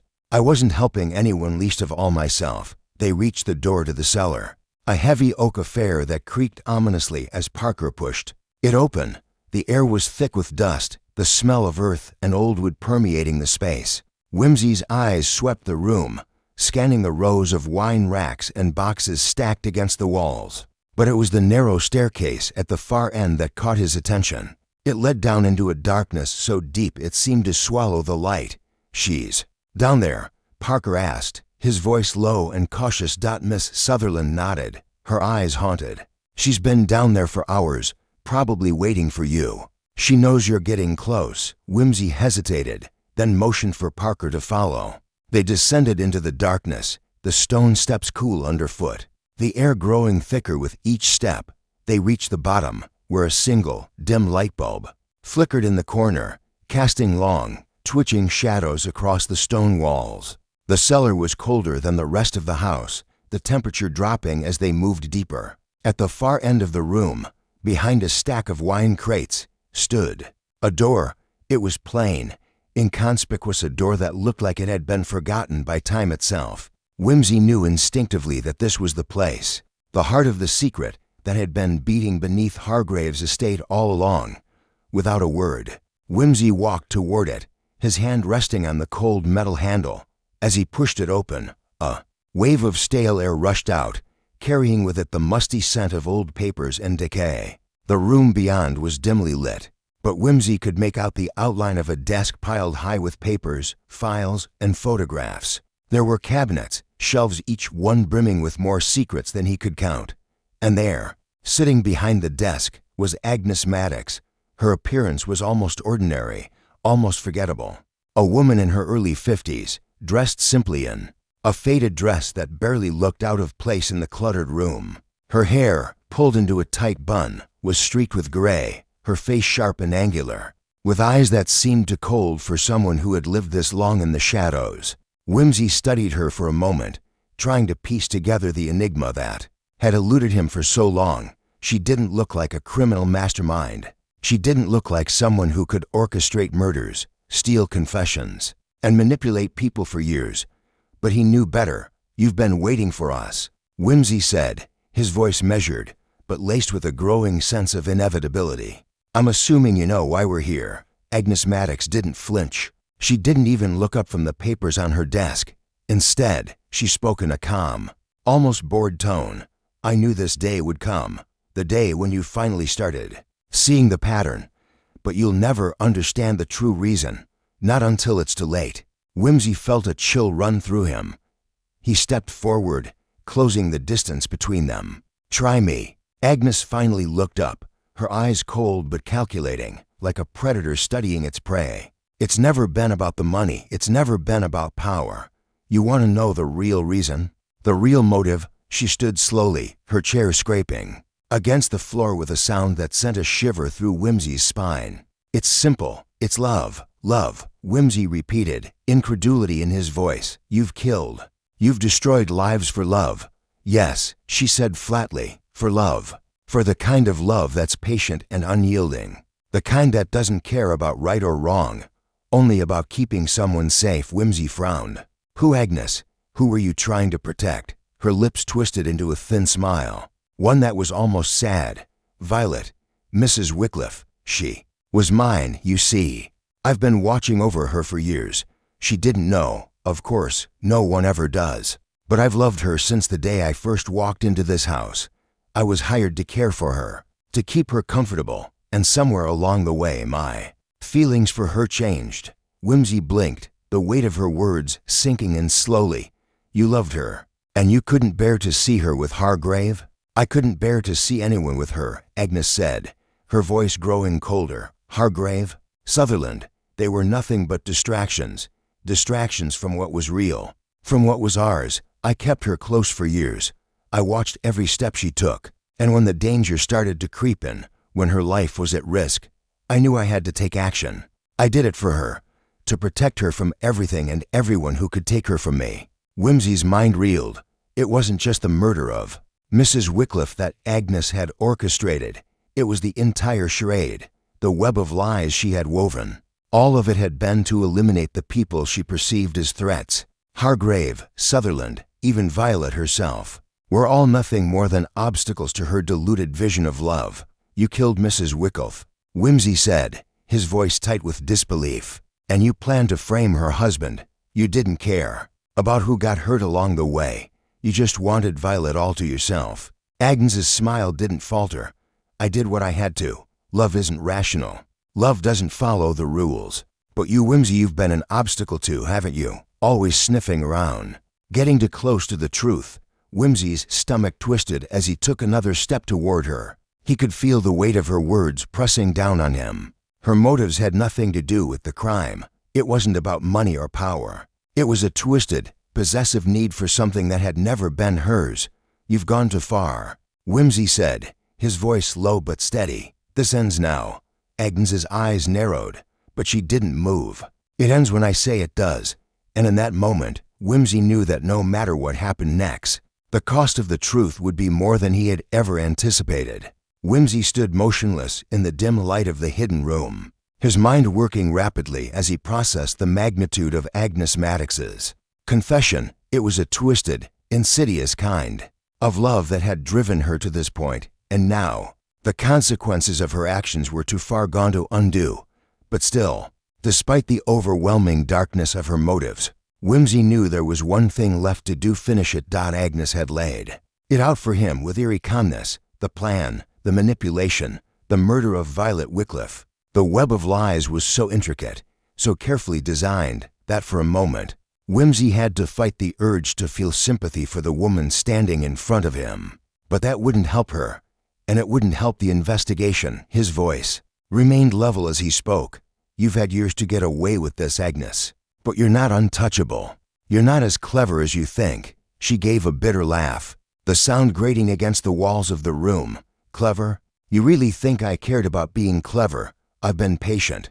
I've waited long enough, and in the end, I won't be the one who's caught. Whimsy stepped forward, slowly closing the distance between them. The truth doesn't disappear because you hide in the dark. All you've done is dig a hole too deep for you to climb out of. It's over. Over? Agnes's eyes flared with sudden fire. You think you've won, don't you? You think, because you have a few scraps of evidence, that you can tear everything down? You have no idea what I've been through. No idea what I've sacrificed. Whimsy didn't flinch, didn't let the desperation in her voice distract him. You didn't sacrifice anything for anyone. You manipulated everyone around you, Hargrave, Sutherland, and even Violet, to create a world where you were the center, where no one could take her away from you. But you're not in control anymore. Agnes's expression shifted, the mask of calm starting to crack. I was in control. All those years, they never even suspected. And then you came along, sticking your nose in places it didn't belong. Her voice dropped to a whisper. You ruined everything, Whimsy. There it was, the confession, the admission of guilt wrapped in a twisted sense of regret. Whimsy had seen it before. The criminal who wasn't sorry for their actions, only for getting caught. The whole case had hinged on understanding her psychology the way she saw her crimes, as acts of protection, of loyalty. In her mind, she was justified, and anyone who didn't see that was simply in her way. Not just me, Whimsy said, his eyes narrowing. Everyone in this house was in your way, but now we have you. She stiffened, her eyes flashing with a cold, calculating rage. You think I'm going to let you drag me down with your little investigation? You think you have enough to stop me? She suddenly lunged forward, her hands reaching for a drawer. Beside her desk, Parker's voice cut through the tension like a knife. Whimsy, move. Before Whimsy could react, Agnes flung the drawer open, pulling something out with a speed that made his stomach drop. The gleam of metal caught the dim light. A gun. It was small, the kind that could easily be hidden on her person, and she aimed it straight at Whimsy. Her expression wild now, her sanity fraying at the edges. You really think you can walk out of here with me in chains? She spat, her hand trembling slightly as she gripped the weapon. You've lost, all of you. I will never go to prison. I'll burn it all to the ground first. Whimsy's heart raced, but he didn't move, didn't flinch. He knew what was coming, and in a way, it was inevitable. Agnes Maddox had lived in the shadows for so long that when the light finally found her, it was a threat she couldn't face. She was a cornered animal now. The silence in the room seemed to stretch for hours, broken only by the faint hum of the light above them. Parker, just a step behind Whimsy, slowly reached for his own weapon, his posture tense but composed. He knew the drill. The moment Agnes made a move, they would act. But Whimsy wasn't sure this was the moment. Not yet. Agnes, Whimsy said softly, his voice almost a murmur. "You're not going to shoot me," she laughed, the sound high-pitched and frenzied. "You really think I can't? You think this is just about you? I'm saving her. I'm saving Violet. And if I have to kill every last one of you to do it, I will." Whimsy felt the pressure building, the heat of the moment wrapping around him like a vice. But in the chaos, something flickered in his mind, something he'd overlooked. Agnes was unstable, yes, but she wasn't stupid.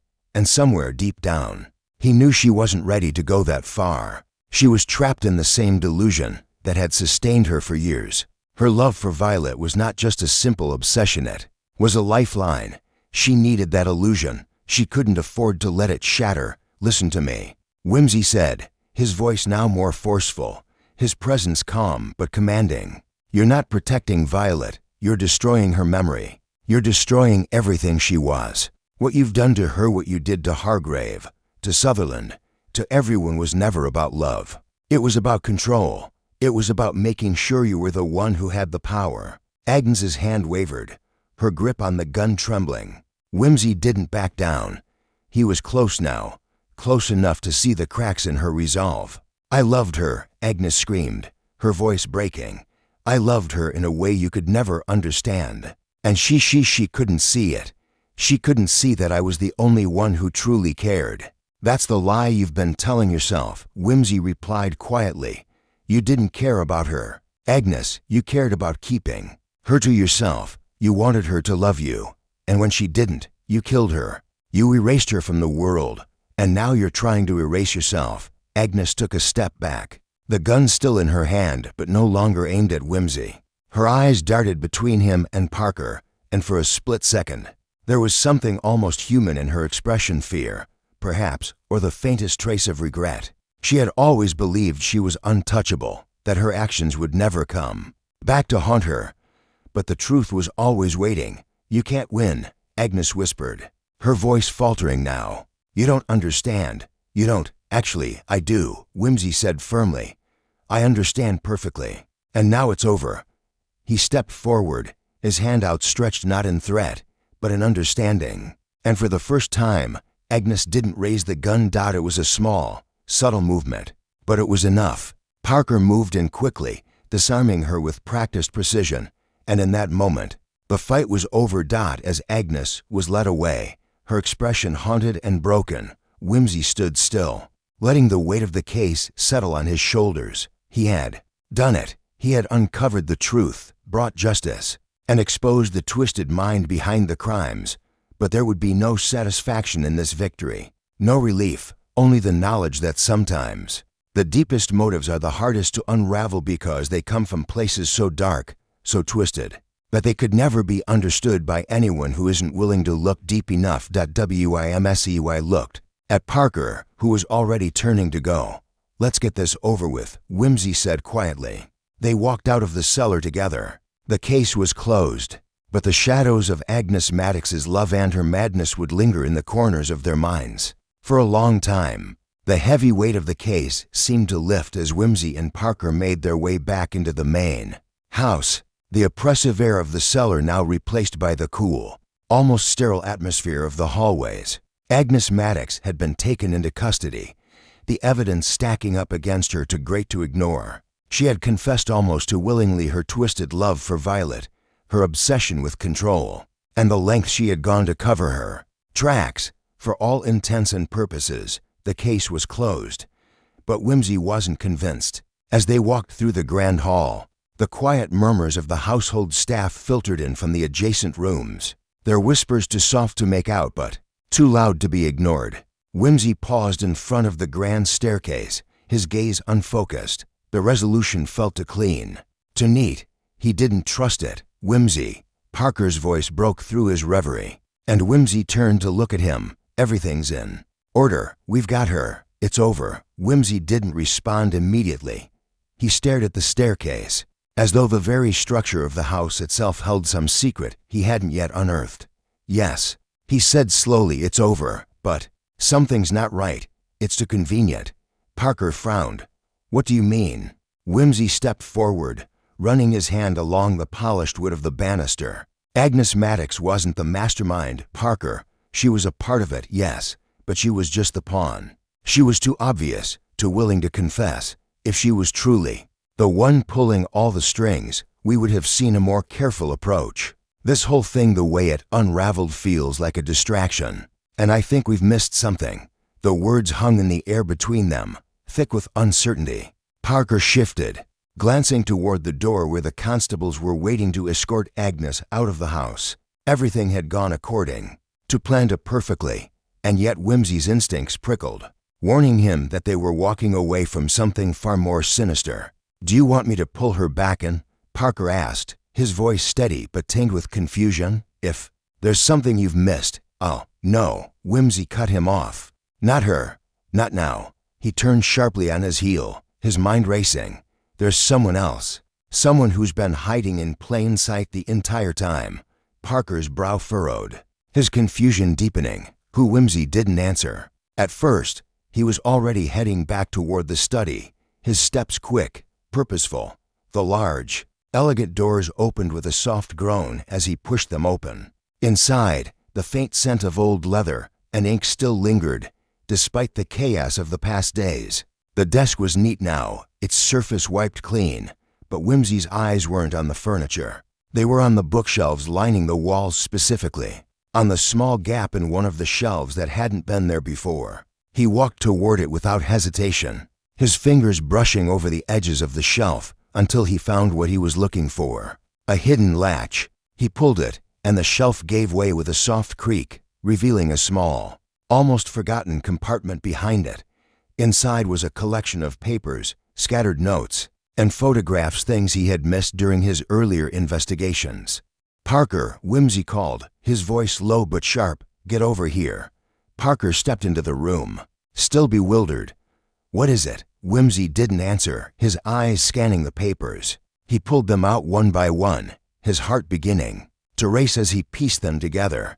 They were not just any documents, they were personal letters, the kind exchanged between two people who shared a deep, intimate connection. And the names signed at the bottom of each one made Whimsy's stomach churn. It was Hargrave. "Hargrave?" Parker repeated, incredulity filling his voice.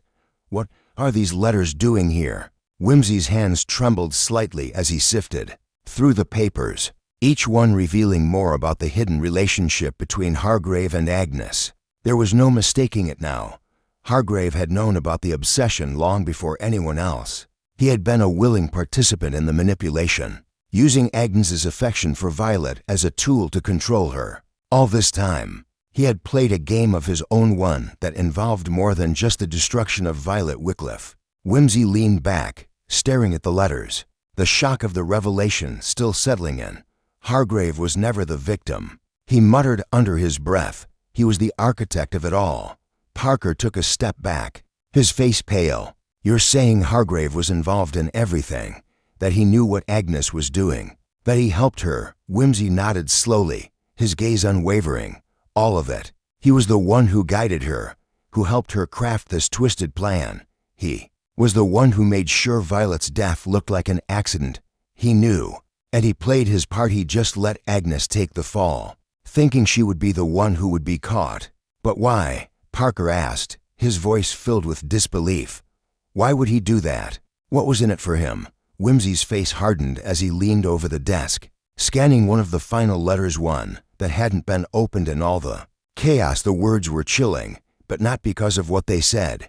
It was the timing. The letter was written just days before Violet's death, and it wasn't just about love. It was about money, power, control over Violet's inheritance. Hargrave had never loved Violet. He had only loved what she could give him, her wealth, her status. And when Agnes had failed in her task to push Violet into his arms, Hargrave had made sure to use her love for Violet as leverage to control her. If Violet had been kept alive, Hargrave would have lost his chance to inherit the estate. Whimsy turned to Parker, his eyes sharp. "The inheritance, that's what this was always about." Hargrave wasn't just manipulating Agnes. He was manipulating everyone. He orchestrated this whole thing, using Agnes as a pawn to get rid of Violet and make it look like an accident. He thought no one would ever find out. Parker's jaw clenched. "So all this time, we were chasing shadows. The real villain was hiding in plain sight. Whimsy nodded grimly. And now, we've got him. But just as he was about to step toward the door, something caught his eye, a movement. A figure in the hallway. For a split second, Whimsy thought it was a trick of the light. But the figure was unmistakable. Hargrave. He was standing by the stairs, a briefcase clutched tightly in his hand, his face as pale as death. "Whimsy," Hargrave called, his voice cold and flat. "I'm afraid you've been a little too quick to think you've won." Whimsy's heart skipped a beat. He turned to Parker, a look of realization dawning on his face. "It's not over yet." Hargrave took a step forward, his expression calm, almost pitying. "You've made a terrible mistake. Whimsy, you thought you understood the game, but there's always more to it than meets the eye." Before Whimsy could respond, Hargrave turned and walked toward the door, his movements smooth and deliberate. And as the door clicked shut behind him, Whimsy knew one thing for certain. The final twist had only just begun. The door clicked shut, with a finality that echoed through the house, leaving Whimsy and Parker standing in stunned silence. Hargrave had vanished, slipping into the night as if his presence had been nothing more than a figment of their imagination. For a brief moment, Whimsy felt the strange, suffocating weight of déjà vu settle on his shoulders. The man who had orchestrated the entire series of events, from the murder of Violet Wycliffe to the manipulation of Agnes Maddox, was no longer in their grasp. Whimsey single quotes S mind raced. He had misjudged Hargrave, overlooked the deeper layers of the plot. All the pieces were there, but he hadn't connected them in time. Now they were left with the bitter taste of failure, the truth almost within their reach but slipping away, like sand through clenched fingers. "Whimsy?" Parker's voice brought him back to the present, his tone tinged with concern. "What's happening? Where did he go?" Whimsy turned slowly, his gaze sharp, his thoughts flickering like an old film reel. "He's gone, Parker, and he's not coming back." Parker frowned. "You don't mean?"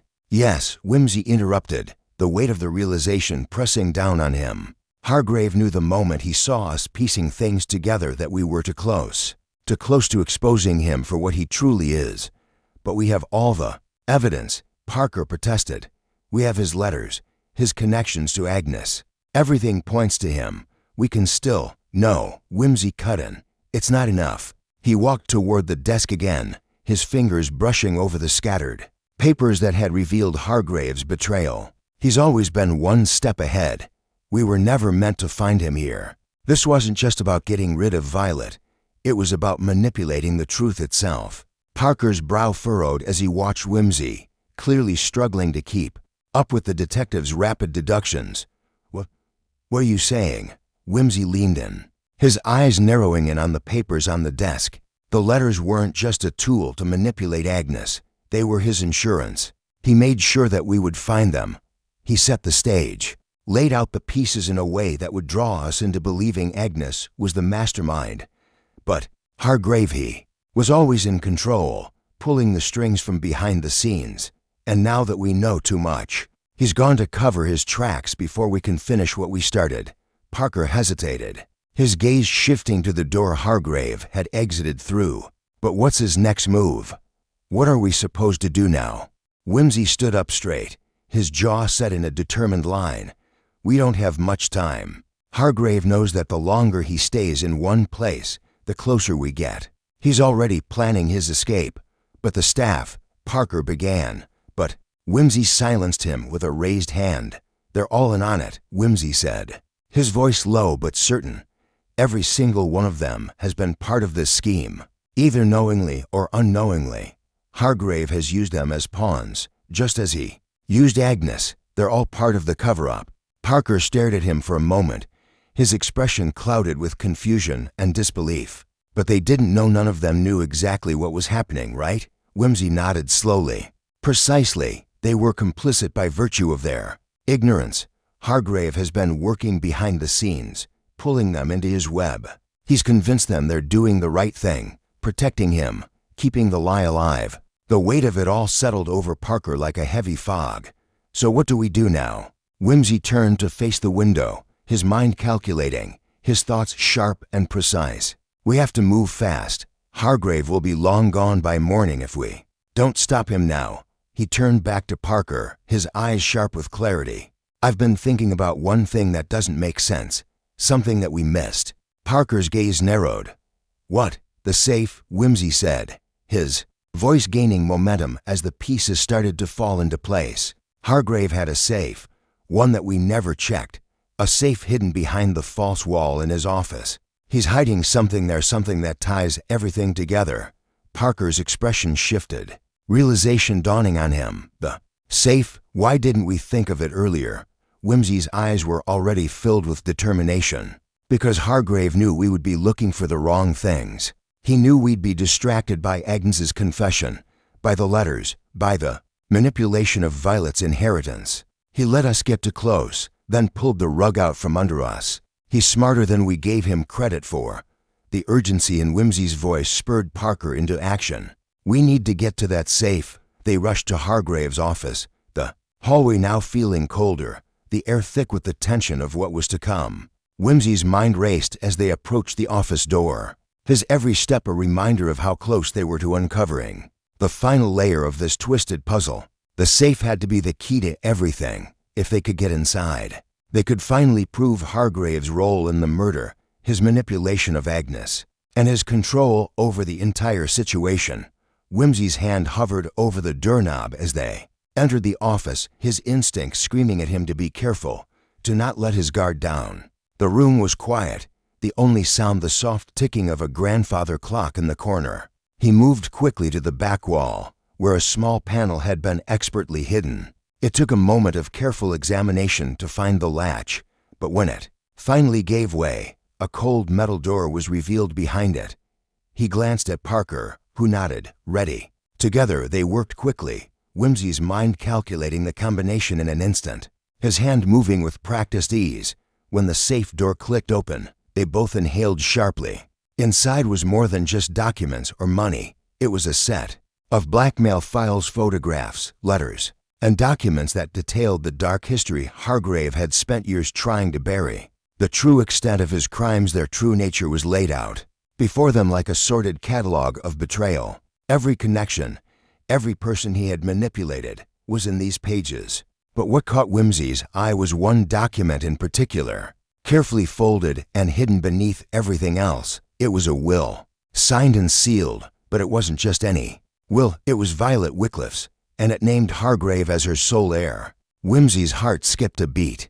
"He killed her for this," he whispered, the weight of the realization hitting him like a hammer. The inheritance, all of it. Violet's death wasn't just about love. It was about control, power. Parker's face was pale, his breath shaky as he processed the final piece of the puzzle. He killed her for her money, and he used Agnes to clean up the mess. Whimsy stood still, staring at the will in his hands. No, he killed her to erase her, to erase the only person who could have stopped him. They had him now. Hargrave's empire of lies, manipulation, and murder was exposed.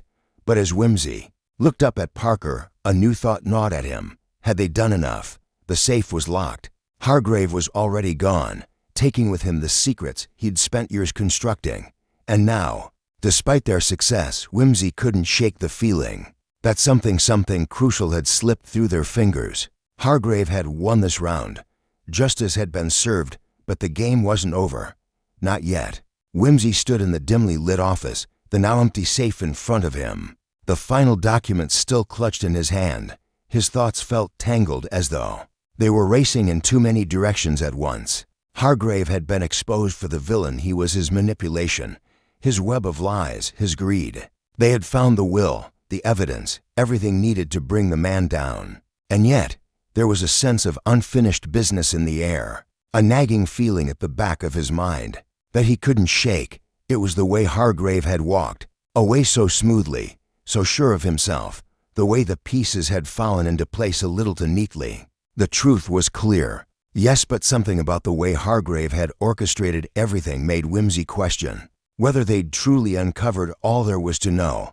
Parker, still standing near the door, glanced over at Whimsy. "We've got him, Whimsy. It's over. Agnes is in custody. Hargrave's gone. But we've got enough to make sure he doesn't get away." Whimsy didn't respond immediately. His gaze was fixed on the window, where the last of the day's light had begun to fade. The sky was streaked with purples and oranges, and for a brief moment, he almost felt as though the world outside had slowed, waiting for him to come to some kind of conclusion.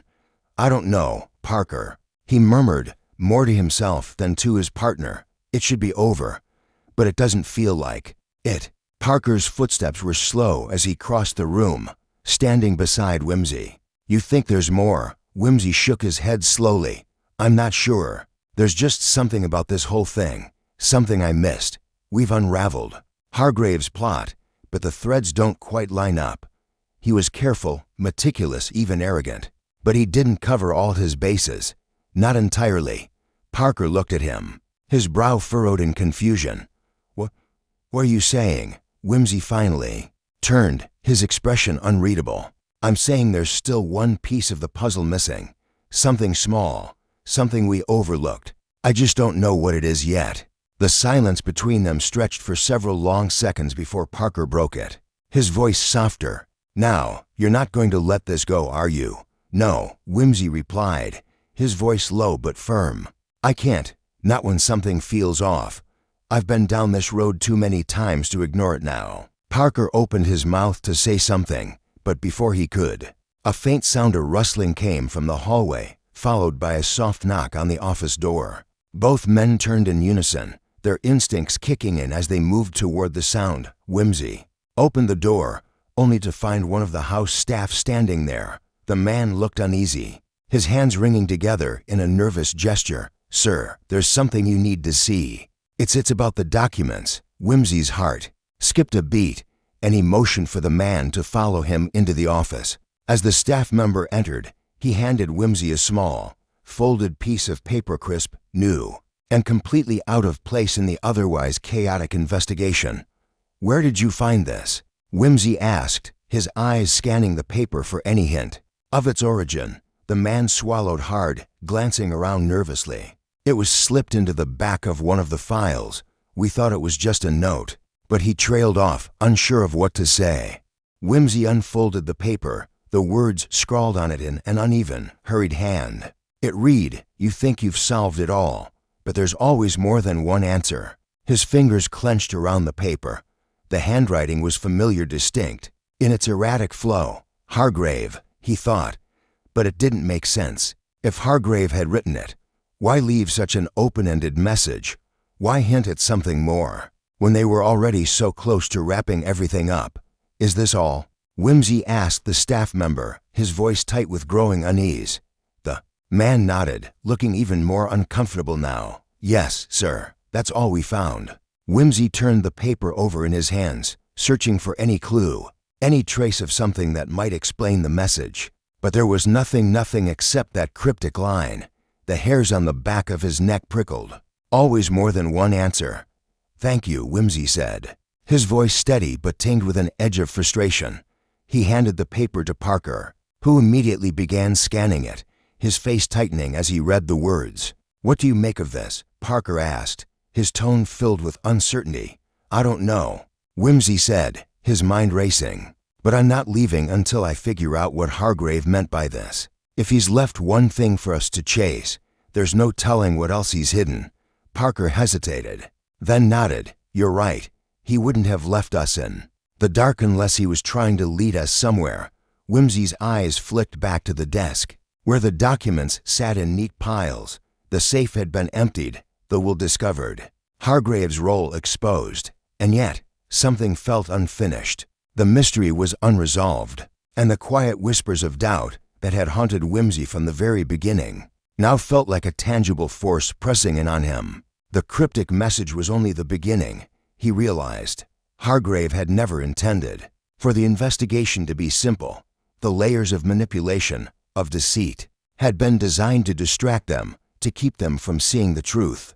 But now, with the last piece of the puzzle finally in his hands, Whimsy knew there was one more challenge ahead of him, one final mystery that had yet to be solved. As they turned to leave, Whimsy paused for just a moment in the doorway, his gaze lingering on the darkness of the hallway beyond. The light from the office cast long shadows, and he couldn't help but feel that someone was watching him. waiting for him to take the next step. Whimsy, Parker's voice, interrupted his thoughts, and he turned back, his expression unreadable. "We're not done yet," Whimsy said quietly, his voice firm with resolve. "Not by a long shot." And as they walked out into the night, Whimsy couldn't shake the feeling that the case had only just begun. There was more to uncover, more secrets buried beneath the surface. Hargrave's twisted game wasn't over. It had only shifted into its next phase, and Whimsy was more determined than ever to find out where it would lead. Because in the world of mystery, there was no such thing as a final answer, only the next question, and that, he knew, was the one that would drive him forward.